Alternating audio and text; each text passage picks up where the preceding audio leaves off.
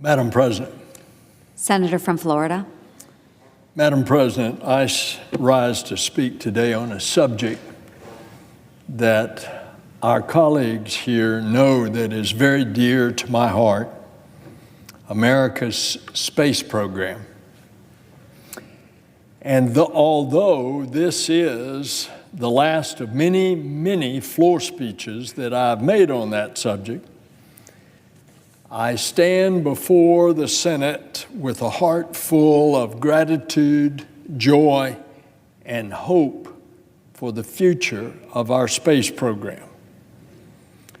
I've been extremely privileged to have witnessed, and in some cases participated in, the extraordinary triumphs of our nation's 60-year quest to explore the heavens. I flew to orbit and marveled at the beauty, fragility, and seemingly peacefulness of Mother Earth, our planet. I had the honor of that trip with one of the finest crews to have ever flown in America's space program. Captain Robert Hoot Gibson, our commander, Major General retired Charlie Bolden, our pilot, who went on to command 3 missions, Hoot having flown 5 missions, 4 as commander, and of course, General Bolden ultimately becoming the administrator of NASA for the entire time of the Obama administration. Dr. George Nelson, otherwise known in the astronaut office to all as Pinky, Dr. Steve Hawley, Dr. Franklin Chang Diaz, the first Hispanic American astronaut, and Bob Sinker, an engineer at the time with RCA, the satellite that we launched while on orbit. It was a profound and humbling experiment. It was a profound and humbling experience of many experiments, but the whole experience reinforced my belief that we need to not only be good stewards of our planet, but we should always strive to treat others with whom we may differ culturally, ethnically, or socially, to treat them with dignity, compassion, and respect. Looking back at Earth from the window of a spacecraft, you don't see political divisions, you don't see racial divisions, and you don't see religious differences. You don't see the suffering or the injustice facing those back home on the planet. Instead, you quickly realize that we on this planet, our planet Earth, are all in this together.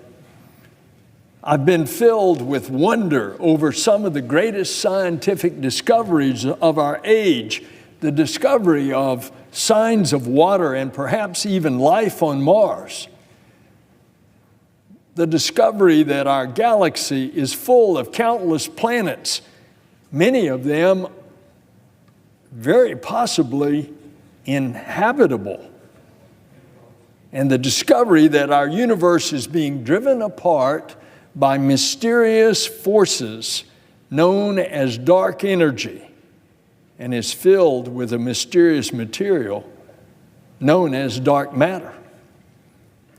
And I've grieved along with my fellow Americans as we tragically lost 2 space shuttles and the brave astronauts aboard, and grieved as we have lost astronauts along the way and even before in the Apollo 1 fire.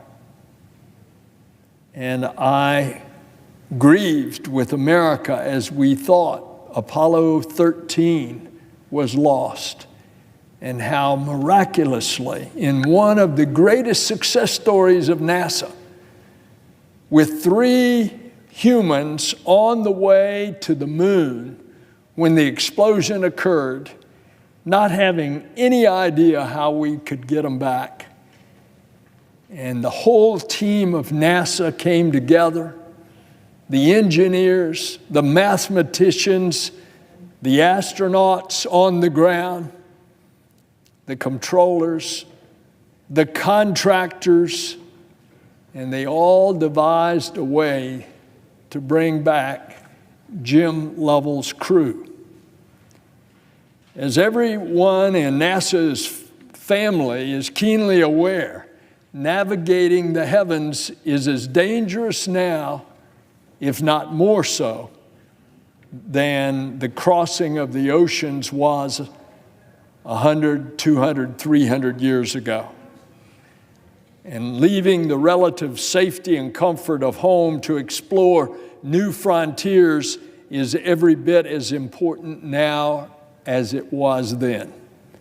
So we must proceed with caution, lest we foolishly put the lives of explorers at risk, but we must also proceed with courage, lest we risk remaining stuck on the ground. I've also had the honor of collaborating with heroes like John Glenn and Tom Stafford and Neil Armstrong on the future of our space program. And I've been very proud to have played a little part in the establishment of our thriving commercial space industry with the drafting and passage of the Commercial Space Launch Acts back when I was a young congressman in 1984 and 88, and witnessed the rise of and the contributions of present-day space entrepreneurs like Elon Musk and Jeff Bezos. And at the same time, I appreciate the steady hand and transformative contribution of NASA leaders like Charlie Bolden and Bill Gerstenmaier and Bob Cabana. I can't help but remember the guiding hand that was so strong of George Abbey at the Johnson Space Center. And I've celebrated the long overdue emergence of female superstars like Marilyn Houston and Gwen Shotwell amongst the space industry leadership. In Congress, it's been a pleasure working with a number of our colleagues on both sides of the aisle to advance the space ambitions of our country. Because, as I've said many times before, space is and should always remain a nonpartisan issue. NASA is a nonpartisan agency.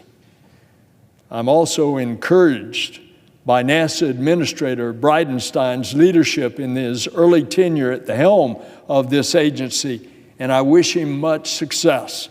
I applaud him for continuing to make good on his promises to keep NASA out of partisan politics and to heed the advice of the agency's talented and experienced space professionals and the scientists. NASA is a unique agency, the head of which is like the Department of Defense. The Secretary of Defense is not looked upon as partisan. Neither is the administrator of NASA. So, Mr. President, I could not be more gracious and humbled to be here today and to tell you that as we celebrate NASA's 60th birthday this year, our space program has a spectacular and an exciting future. It's a future full of opportunity, and it is a future that will require everyone industry, Congress, and the agency, as well as our international partners, pulling in the same direction to make it a reality. Go back a few years to 2010, Senator Kay Bailey Hutchinson. She and I recognized this back then, that when we set NASA's human spaceflight program on its current dual path to build private sector capabilities in low Earth orbit and a government-led program for deep space and ultimately Mars, we recognize that out of some of the misdirection and lack of direction that the space program had, you needed that direction. And once Kay Bailey Hutchinson and I passed that NASA authorization of 2010, that dual path approach is now bearing fruit, including our recapturing of a majority of global commercial launch market, a market we had almost completely lost to overseas competitors. We're also constructing the building blocks of the systems that will take us to Mars. The last administration, President Obama said, we are going to Mars. And within a year, we should have 2 different U.S. vehicles safely transporting our astronauts to and from the International Space Station, which will allow us to increase the number of crew aboard the station and dramatically bolster our research there, and research that will ultimately help us on our journey to Mars with humans. And I remain confident that we will continue to operate the ISS well past the middle of the next decade. As a matter of fact, Senator Cruz and I are still trying in this Congress to get the date for extension of the International Space Station extended to the end of the decade. It would be foolish to dispose of the orbital laboratory designated a national laboratory, which is our toehold on the space frontier, just as it is reaching the most productive period, and that's what it's doing in its research on orbit. But there's still a lot more work to be done. We must focus our technology investments to ensure that the Mars journey is safe, productive, and affordable. We need a new propulsion system to get us to Mars faster. That is in the stages of research right now. And we must begin conducting human missions farther and farther from Earth. We must ensure that each activity gets us closer to achieving the goal that President Obama laid out in the decade of the 2030s of boots on Mars. We also need to prepare workers for the high-tech, good-paying jobs of the 21st century. It's been one of my singular achievements to have worked with other leaders in government and industry to help bring about the dramatic modernization of the historic launch infrastructure at Cape Canaveral and the Kennedy Space Center. All of these exciting developments would not have been possible without the talent, dedication, and commitment of the thousands of workers who poured their hearts and soul into the space shuttle and the space station. That same dedication and pride of accomplishment continues today with the building of new spacecraft like Dragon, Starliner, and Orion. A few short years ago, remember, business at the Cape, which was much different than it is today, Commercial launch companies were looking elsewhere to take their business, despite all of the available infrastructure and the amazing workforce on the Space Coast. Too much bureaucracy stood in the way of progress. And so to address the problem, I convened the top leaders from the Air Force, NASA, and the FAA in Chairman Rockefeller's office. I brought an aerial photo of all the abandoned launch pads at the Cape and got their commitment to work together with the private sector to bring these pads back to life. And it's just amazing from that photograph of all those abandoned launch pads, all of which the older generation will remember gave so much inspiration to America in its early space days, abandoned, and they are roaring back to life with launches and landings on those very same pads. I'd be remiss if I didn't acknowledge, as I already had, Senator Cruz and his leadership, along with that of many of my colleagues here, for joining in the fight to pass legislation to force the agencies to reduce the overlap and duplication in regulations. And I'm grateful to have worked with so many to pave the way for the exciting future that lies ahead for commercial space endeavors. I want to thank the Appropriations Committee.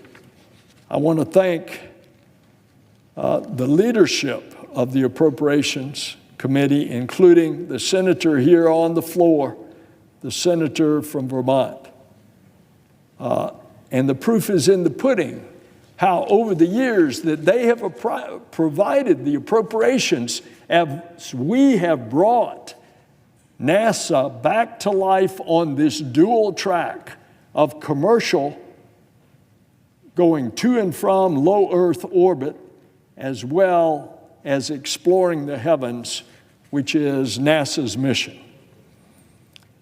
And I can say proof is also in the pudding of the space launches coming back to life, because Cape Canaveral hosted 2/3 of the nearly 30 American launches last year, and the day is fast approaching where we'll see multiple launches in the same day, as well as the largest, most powerful rocket ever assembled, lifting off from the launch pad, beginning our journey to Mars. Quite simply, jobs and ingenuity are soaring because rockets are soaring. And as goes Florida's Space Coast and the Houston area, so goes the U.S. space industry as a whole. And as we continue to move forward, it's also imperative that we continue our world-leading science and aeronautics activities. NASA pursues the most challenging and enduring questions facing humanity. How does life come to exist? Are we alone? What is to become of us and our planet? Engaging and empowering the U.S. science community should remain a top priority, enabling us to find new discoveries and inspire and motivate future generations of scientists and engineers. Mr. President, history has shown us that the nations that cease to explore begin to decline and collapse. It is our very nature as Americans to explore. Would humanity still exist if humans had not spread from Africa to Asia, to Europe, the Americas, and eventually to the remote reaches of the Arctic and isolated islands of Polynesia? Would we as a nation have fulfilled our destiny if we did not push our frontier forward? I think not. Will humanity still exist far in the future if we chose to stop exploring now? And the cosmos offers us limitless opportunities to expand, not just to survive, but to thrive. Imagine the first baby girl or boy born away from planet Earth. Imagine the first artist to paint a sunset on Mars. Imagine our solar system inhabited by 100 billion dreamers, innovators, and creators. Imagine a future where those people, perhaps the grandchildren or great-grandchildren of those in primary school today, look back on our era as the time when humanity began to journey outward. And I believe that as we discover and experience the wonders of the cosmos, we will achieve the greatest outcome of all. We will find that our home planet, Earth, and all of life and love that inhabits us has become even more beautiful and all the more precious to us. Mr. President, with that, I say resoundingly, onward and upward. And as the command given from the ground after the space shuttle has passed through maximum dynamic pressure, as the main engines have throttled back and the shuttle has ascended into the less dense atmosphere, and the mission can press forward to orbit, the command is given: go at throttle up. Mr. President, I yield the floor.